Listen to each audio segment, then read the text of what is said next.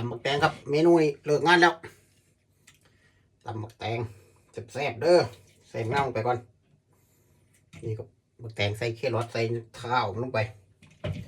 ตำบักแตงแซ่บๆเด้อพี่น้องเอ้ยปรุงทีเดียวมันแล้วเนาะแซ่บๆมีสู้ลงไปต้องบ่ไหลปลาแดก3 บวงน้ำปลาครับเพราะเสียดายมันสิเข้มนัวปั่นแซ่บนัวครับเรียบร้อย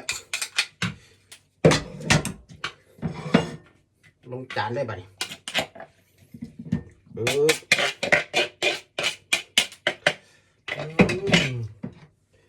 นี่ครับสีสันมาเด้อ